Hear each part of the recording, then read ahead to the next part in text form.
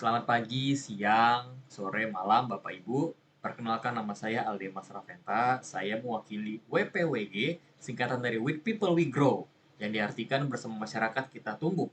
Hari ini saya akan mempresentasikan sebuah proposal program pengembangan komunitas yang kami beri nama Rumah Susun Berdaya, sebuah program pemberdayaan ekonomi dan sosial yang kami rancang khusus untuk warga rumah susun sewa Cokro Dirjan di kota Yogyakarta. Program ini berlangsung selama 6 bulan dari Juli hingga Desember 2026 dengan total anggaran kebutuhan yakni sebesar Rp30.500.000. Nah, sebelum kita mulai, izinkan saya sampaikan terlebih dahulu alur kita, yang dimana akan dibagi menjadi 6 bagian utama, dimulai dari latar belakang, dilanjutkan dengan tujuan program, deskripsi program, timeline pelaksanaan kita, anggaran, dan diakhiri dengan dampak serta rencana keberlanjutan. Mari kita kaji secara bersama-sama.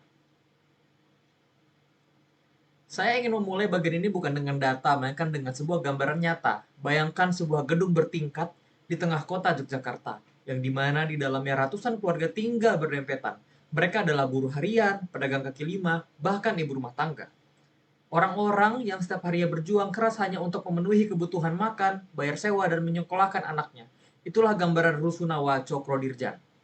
Dari data UPT, Rusunawa mencatat bahwa setiap blok dihuni oleh rata-rata 100 hingga 200 kepala keluarga dengan tarif sewa yang relatif terjangkau antara 100.000 sampai 400.000 per bulan, tergantung nilai dan banyaknya hunian. Berdasarkan data BPS tahun 2024, sekitar 8,5% penduduk kota masih berada di bawah garis kemiskinan dengan konsentrasi tertinggi justru pada hunian seperti Rusunawa. Tetapi angka-angka ini masih hanya separuh cerita, yang dimana saat kami melaksanakan FGD dengan masyarakat, kami berbincang di balkon-balkon dalam Rusunawa.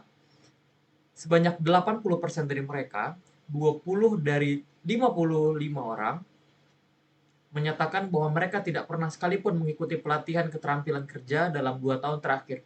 Bukan karena mereka tidak mau, melainkan karena mereka tidak ada akses, tidak ada yang datang menjangkau mereka. Dari diskusi itu, kami memetakan 4 masalah utama yang berulang kali muncul dari mulut warga sendiri. Yang pertama, keterbatasan ekonomi, di mana pendapatan tidak tetap, nilai akses pelatihan, dan hampir tidak ada jalan menuju modal usaha. Yang kedua, minimnya fasilitas sosial, seperti ruang komodal memang ada, tetapi selalu kosong dan tidak difungsikan. Warga jarang berinteraksi satu sama yang lain. Lalu yang ketiga, akses pendidikan yang terbatas. 70% warga yang kami ajak bicara menyatakan anak-anak mereka membutuhkan bimbingan belajar tambahan, tapi tidak mampu membayar les privat, sementara orang tua sendiri minim literasi digital. Yang keempat, tentang kelembagaan yang lemah, tidak ada koperasi, tidak ada forum warga, dan setiap keluarga hanya bersifat individual. Inilah yang kami temukan, bukan cerita yang kami karang, melainkan suara warga yang kami dengar, dan bawa pada kehadapan Bapak Ibu, yang dimana rumah susun berdaya ini lahir. Kita masuk ke dalam slide selanjutnya. Setelah mendengar dan memahami kondisi warga, kami merumuskan satu tujuan besar menjadi kompas seluruh program ini. Tujuan umum kami yakni meningkatkan kualitas hidup dan kemandirian warga Rusunawa Cokro Dirjan melalui program pemberdayaan yang berfokus pada aspek ekonomi, penguatan kelemahan sosial, dan komunitas. Singkatnya, kami tidak datang sekedar memberi bantuan, kami datang untuk membantu warga berdaya secara mandiri. Dan dari tujuan besar kami turunkan menjadi 4 tujuan khusus dan terukur. Yang pertama, dalam 6 bulan program, minimal 40 kepala keluarga mendapatkan pelatihan keterampilan kerja dan wirausaha sehingga mereka punya bekal nyata untuk meningkatkan penghasilan. Yang kedua, berdirinya satu unit koperasi warga Rusunawa yang aktif dan berbadan hukum. Koperasi ini adalah fondasi ekonomi komunitas yang hidup secara terus-menerus, bahkan setelah program selesai. Lalu dilanjut dengan yang ketiga, 30 anak usia sekolah akan mendapatkan bimbingan belajar secara rutin, yang dimana program ini akan kami kaji 3 kali selama seminggu. Karena masa depan komunitas ini ada pada pundak anak-anak mereka. Lalu yang terakhir, yakni 30 orang tua meningkat literasi digitalnya, sehingga mereka bisa mengakses informasi, membuka peluang kerja yang baru, dan mendukung usaha keluarga secara mandiri. Kita masuk ke dalam deskripsi program. Untuk mencapai keempat tujuan tadi, program Rumah Susun Berdaya dirancang atas 2 pilar besar yang bekerja secara bersamaan. Pilar pertama sebelah kiri, yakni pilar pemberdayaan ekonomi. Kami akan menyelenggarakan pelatihan keterampilan kerja dan wirausaha dalam 2 angkatan, masing-masing 20 peserta, sehingga total 40 kepala keluarga akan terlayani dalam program ini. Materinya tidak kami tentukan sepihak, melainkan disesuaikan dengan kebutuhan dan minat warga yang sudah kami petakan. Pilihannya meliputi menjahit, kuliner rumahan, kerajinan tangan, dan digital marketing. Pelatih yang kami libatkan adalah guru-guru dari SMK setempat maupun pelaku-pelaku UMKM lokal Yogyakarta, orang yang mengerti betul kondisi pasar di kota ini.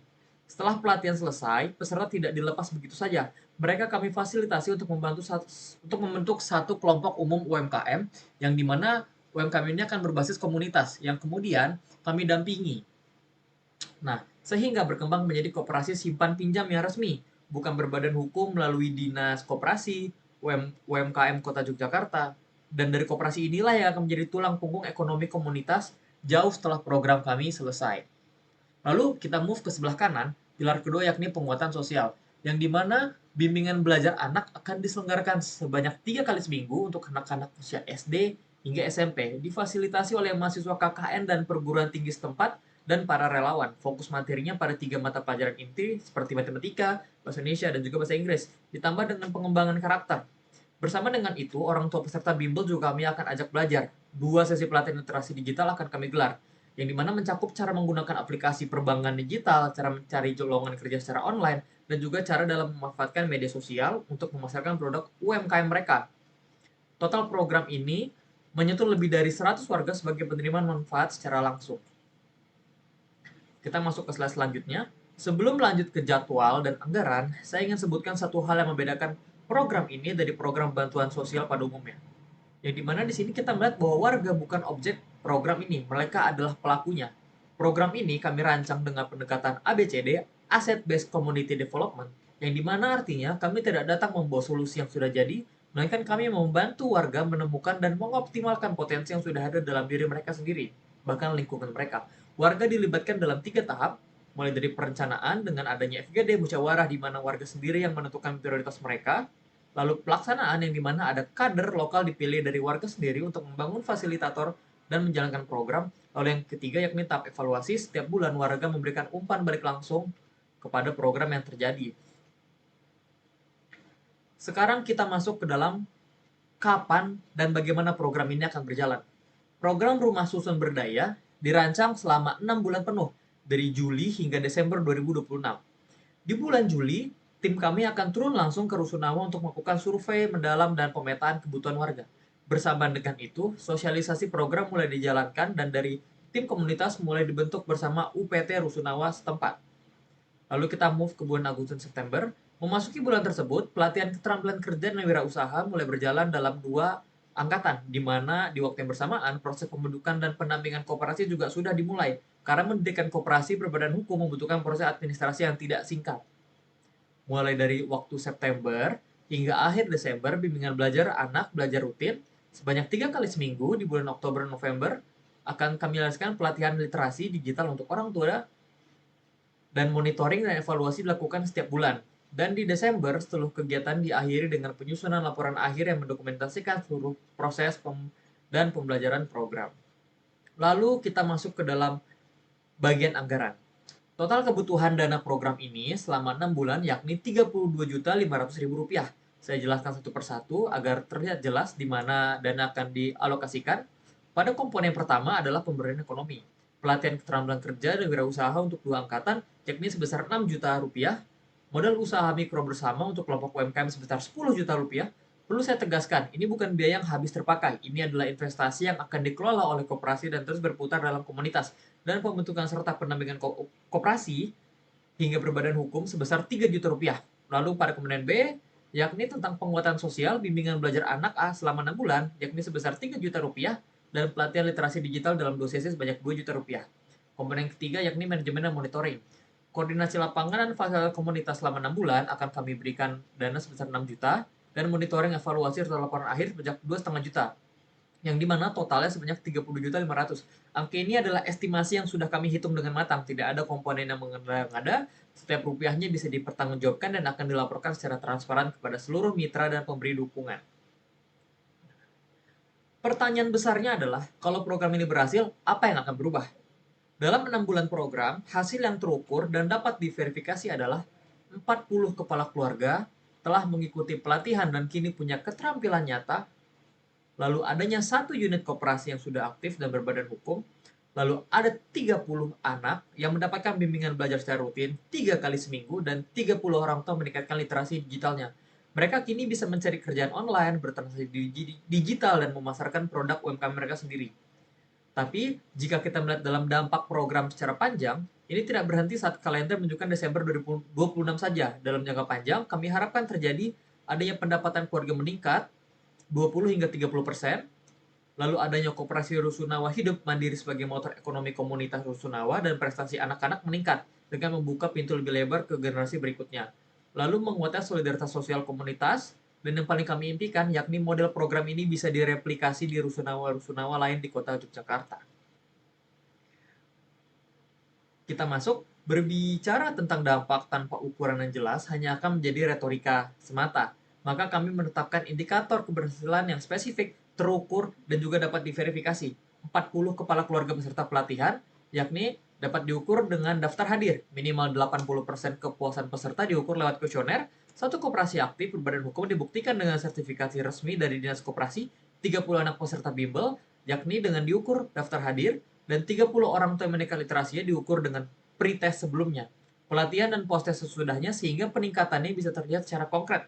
Ini adalah komitmen kami pada transparansi dan akuntabilitas kepada warga, kepada mitra, dan kepada siapapun yang memberikan kepercayaan kepada program ini. Nah, kita masuk ke rencana keberlanjutan, di mana ini adalah pertanyaan yang paling sering muncul ketika kita berbicara soal program komunitas. Setelah ini, programnya selesai, terus apa? Pertanyaannya sangat valid dan kami sudah memikirkannya sejak awal. Program ini tidak dirancang untuk bergantung pada pendanaan eksternal selamanya. Keberlanjutan bukan hal yang kami pikirkan di akhir. Ini adalah bagian dari DNA program ini sejak awal. Dalam koperasi mandiri, pertama koperasi mandiri yang kami bentuk selama program ini akan berdiri secara pasca program. Keuntungan yang dihasilkan langsung diputar untuk membiayai kegiatan komunitas selanjutnya, tanpa harus menunggu dana dari pihak luar lagi. Lalu yang kedua, tentang kader lokal. Kader lokal selama program, kami tidak hanya akan melatih warga, kami akan melahirkan sebuah penggerak. Warga yang terlatih sebagai fasilitator ekonomi dan relawan bimbel akan terus menjalankan program secara mandiri, bahkan setelah tim WPWG selesai mendampingi. Lalu yang ketiga, soal sinergi pemerintahan. Sinergi dengan program pemerintahan, program ini kami hubungkan dengan program pemerintahan dengan relevan, yang dimana kami harapkan dengan adanya kerjasama dengan kelurahan berdaya, BPUM, dan DTKS Dinas Sosial, sehingga warga tetap mendapat dukungan struktural yang berkelanjutan. Tentang dokumentasi dan replikasi, yang dimana seluruh proses, modul, pelatihan, SOP, dan hasil program akan kami catat secara lengkap, dan dokumentasi ini akan menjadi panduan siap pakai bagi siapapun yang ingin menerapkan program serupa di Rusunawa yang lain di Yogyakarta. Lalu yang kelima, tentang kemitraan MOU. Kemitraan yang secara resmi ini sebagai bentuk kerjasama dengan universitas untuk penyediaan relawan KKN. Mitra UMKM lokal akan kami formalkan dalam bentuk MOU.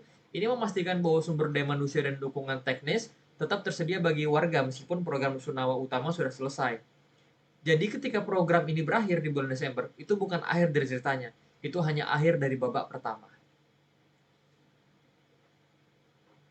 Bapak Ibu sekalian, hari ini saya sudah mengajak Bapak Ibu untuk melihat lebih dekat kehidupan warga Rusunawa Cokro Trijan. Orang-orang yang setiap harinya berjuang keras bukan karena mereka malas, bukan karena mereka tidak mau berkembang, tetapi karena selama ini mereka tidak punya akses. Tidak ada yang mengulurkan tangan dengan cara yang tepat. Program Rumah Susun Berdaya adalah jawaban kami atas kondisi itu. Sebuah program yang lahir dari suara warga sendiri, bukan dari asumsi orang luar. Dirancang untuk memberdayakan, bukan untuk menggantungkan. Diukur dengan indikator yang konkret dan bisa diverifikasi, dan dirancang untuk hidup dan bahkan setelah program ini selesai. Lebih dari 100 warga yang akan merasakan manfaat langsung, 6 bulan kerja nyata bersama mereka, dan 32.500.000 rupiah investasi yang kami yakini akan memberikan dampak yang jauh lebih besar dari nilainya. Ada sebuah kalimat yang selalu kami pegang di WPWG, We People We Grow, bersama masyarakat kita tumbuh. Program ini bukan tentang kami yang datang untuk menyelamatkan warga Rusunawa. Program ini tentang kami, di mana bagaimana kita bersama mereka dan dapat membangun sesuatu yang lebih baik. Demikian presentasi dari saya. Semoga presentasi dan sebuah ide yang kami ajukan dapat diterima dan dapat dibantu untuk dibiayakan ke depannya. Saya ucapkan terima kasih.